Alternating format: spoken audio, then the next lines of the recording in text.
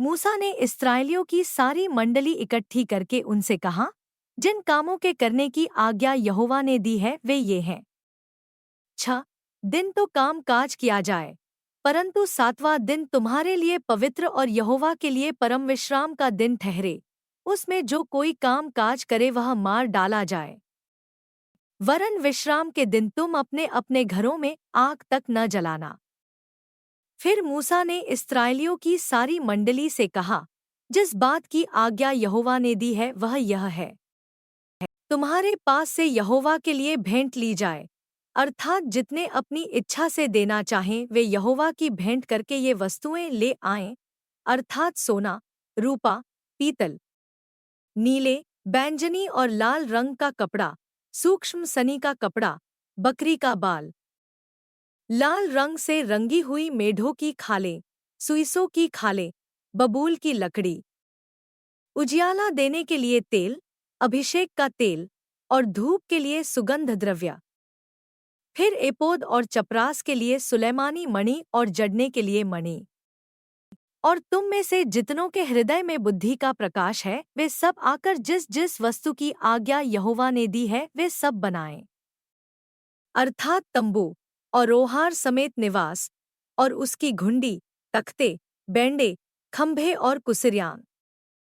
फिर डंडों समेत संदूक और प्रायश्चित का ढकना और बीच वाला पर्दा, डंडों और सब सामान समेत मेज और भेंट की रोटियां, सामान और दीपकों समेत उजियाला देने वाला दीवट और उजियाला देने के लिए तेल, डंडों समेत धूपवेदी, अभिषेक का तेल, सुगंधित धूप और निवास के द्वार का पर्दा, पीतल की झंझरी, डंडों आदि सारे सामान समेत होमवेदी, पाए समेत हौदी, खंभों और उनकी कुसिरियों समेत आंगन के पर्दे और आंगन के द्वार के पर्दे, निवास और आंगन दोनों के खूंटे और डोरियां, पवित्रस्थान में सेवा टहल करने के लिए काढ़े हुए वस्त्र और याजक का काम करने के लिए हारून याजक के पवित्र वस्त्र और उसके पुत्रों के वस्त्र भी।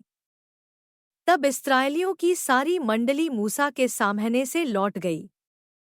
और जितनों को उत्साह हुआ और जितनों के मन में ऐसी इच्छा उत्पन्न हुई थी वे मिलाप वाले तंबू के काम करने और उसकी सारी सेवकाई और पवित्र वस्त्रों के बनाने के लिए यहोवा की भेंट ले आने लगे। क्या स्त्री, क्या पुरुष, जितनों के मन में ऐसी इच्छा उत्पन्न हुई भी वे सब जुगनू, नथुनी, मुंदरी और कंगन आदि सोने के गहने ले आने लगे। इस भांति जितने मनुष्य यहोवा के लिए सोने की भेंट के देने वाले थे वे सब उनको ले आए। और जिस जिस पुरुष के पास नीले, बैंजनी व लाल रंग का कपड़ा व सूक्ष्म सनी का कपड़ा व बकरी का बाल व लाल रंग से रंगी हुई मेढ़ों की खालें व सुइसों की खालें थी वे उन्हें ले आए।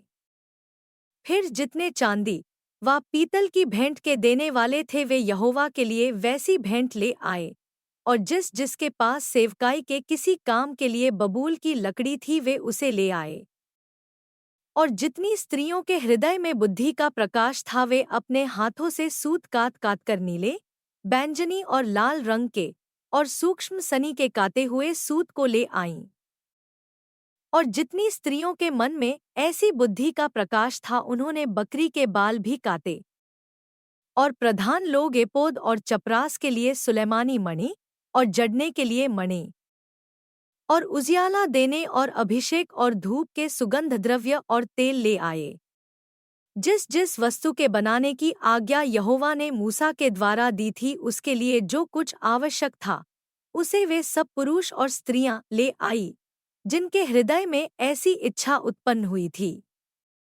इस प्रकार इस्राएली यहोवा के लिए अपनी ही इच्छा से भेंट ले आए।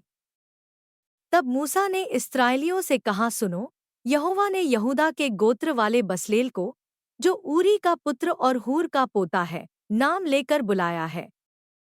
और उसने उसको परमेश्वर के आत्मा से ऐसा परिपूर्ण किया है कि सब प्रकार की बनावट के लिए उसको ऐसी बुद्धि, समझ और ज्ञान मिला है कि वह कारीगरी की युक्तियां निकाल कर सोने, चांदी और पीतल में और जड़ने के लिए मणि काटने में और लकड़ी के खोदने में वरन बुद्धि से सब भांति की निकाली हुई बनावट में काम कर सके। फिर यहोवा ने उसके मन में और दान के गोत्र वाले अहीसामाक के पुत्र ओहोलियाब के मन में भी शिक्षा देने की शक्ति दी है।